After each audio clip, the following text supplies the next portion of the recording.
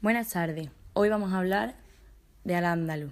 Se conoce como Al-Ándalus al territorio de la península ibérica bajo el poder musulmán durante la Edad Media, entre los años 711 y 1492. Una característica clave de la España medieval es la convivencia de las tres culturas. Convivían en Al-Ándalus los musulmanes, los judíos y los cristianos. Como en todos los lugares de la Edad Media, Al-Ándalus era un territorio patriarcal, donde el principal destino de la mujer era el matrimonio y la maternidad.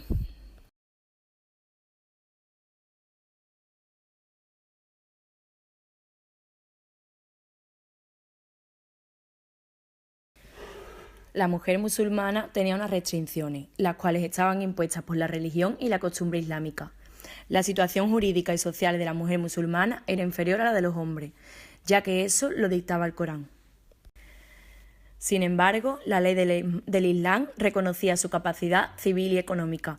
También tenía derecho a heredar la mitad que el hombre y podría poseer bienes y la capacidad de gestionarlos con libertad. Se les exigía un modelo ideal de conducta basado en la sumisión al marido y la obediencia. Se les excluía del ámbito público. Aún así, muchas mujeres obtuvieron un papel importante en el ámbito político. La peor situación para la mujer era la condición de ser soltera. Las mujeres solteras eran consideradas mayor de edad a partir de los 45 años y durante todos estos años estaba bajo tutela del padre.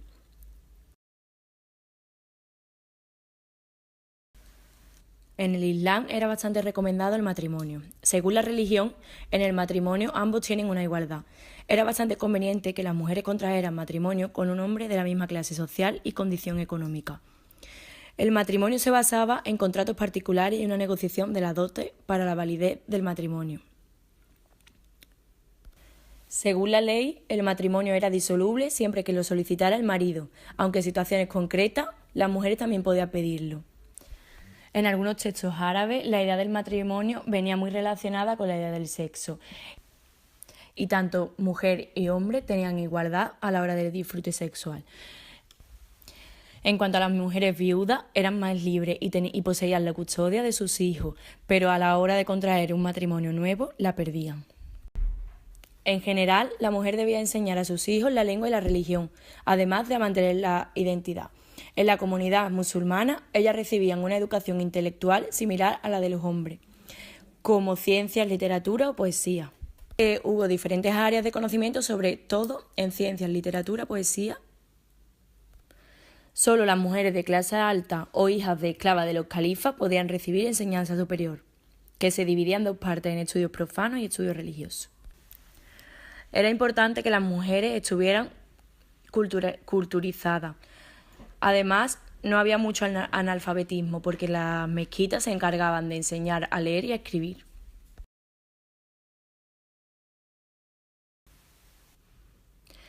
Las mujeres de clase alta tenían más posibilidades de tener una educación más esmerada. Se instruía en ciencias islámicas, derecho y estudios profanos. Las hijas de intelectuales o esposas de sabios eran mujeres más libres y con formación cultural. Además, la educación se daba en el ámbito familiar y algunas veces se contrataban profesoras para enseñar a sus hijas particularmente. Finalmente, las esclavas tenían preparaciones desde el ámbito palaciego. Además, estaban educadas en artes profanos, música y canto. Muchas de ellas aprendieron la lengua y la escritura, pero otras estaban educadas para complacer a sus dueños y hacer las tareas domésticas. En cuanto al trabajo, las mujeres en el mundo privado tenían como responsabilidad el cuidado del hogar, además del marido y de los hijos. Además, la mujer tenía mucho derecho a ser instruida en algunos oficios. Los oficios de las mujeres libres eran realizados en casa, aunque también existían excepciones. Las únicas mujeres que realizaban tareas en el ámbito público eran las esclavas. Las mujeres de clase alta no tenían obligación de realizar las tareas domésticas si el marido tenía los recursos económicos necesarios. Algunas tenían oficios de maestra y enseñaban el Corán. Las esclavas realizaban las tareas domésticas y también servían sexualmente a sus amos. Según la ley de esclavitud, las esclavas podían ser liberadas y podrían cambiar su estatus. Los trabajos remunerados estaban dentro del ámbito doméstico, ya sea su casa o de otra persona. Algunos de los oficios que estaban registrados eran nodriza, criada, cocinera, hilandera, tejedoras, etc.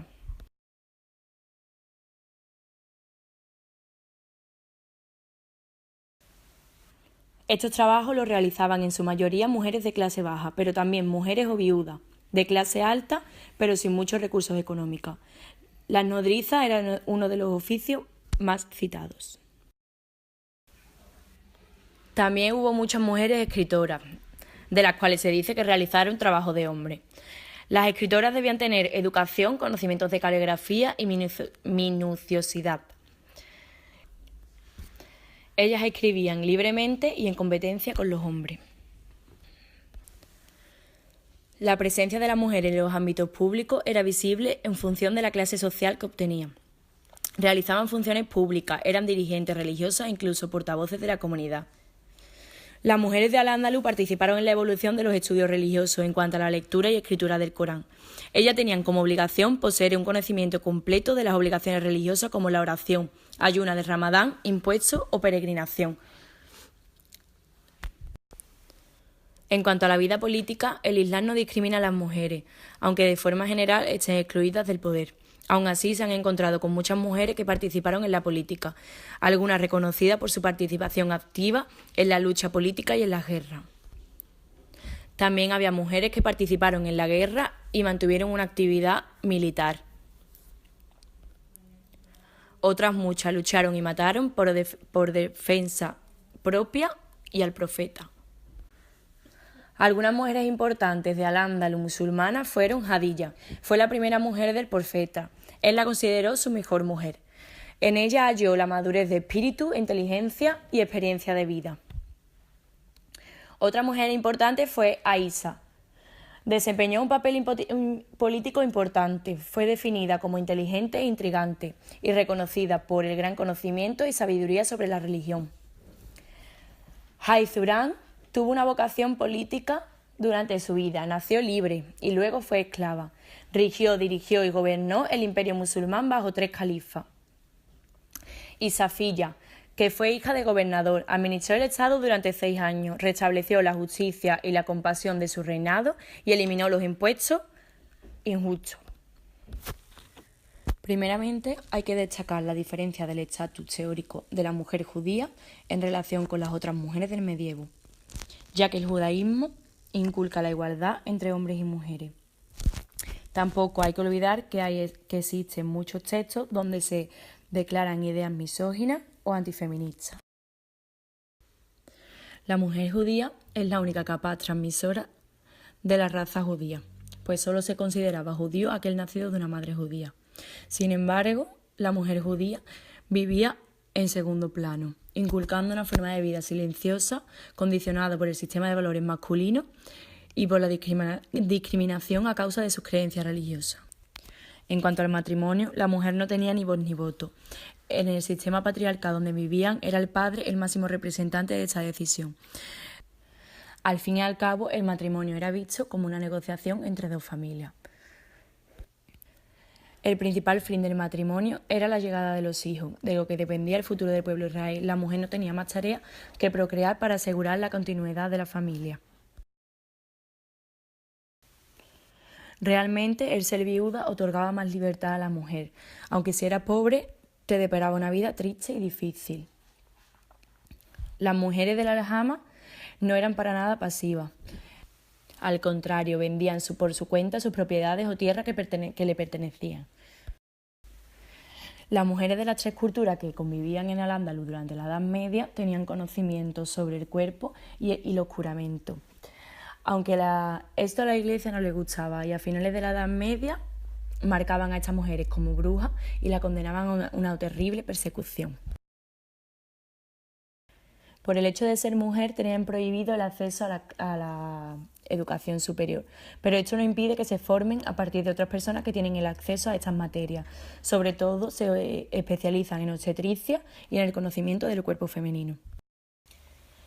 En el trabajo asalariado no fueron ni mucho menos poco valiosas. A pesar de sus bajas remuneraciones, ayudaban a complementar el sueldo del esposo y beneficiaban el núcleo familiar. El sector textil fue el que más oportunidades dio a las mujeres más populares, ¿no? Con la llegada del cristianismo se comienza a reglamentar el matrimonio, aunque el control patriarcal se desempeña mediante la Iglesia. La Iglesia tiene como objetivo crear nuevos cristianos y para ello establece normas para asegurarse de ello y de que los hijos de cada matrimonio tuvieran una educación cristiana.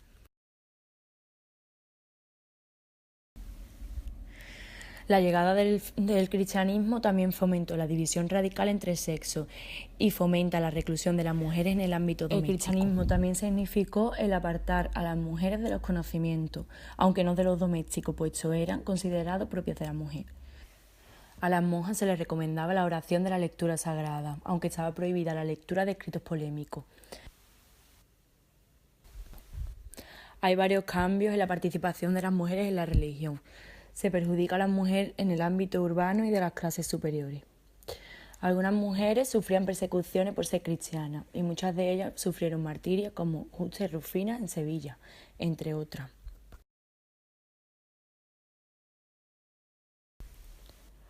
La jerarquía eclesiástica critica la cultura en las mujeres, tanto el arreglo personal y las joyas.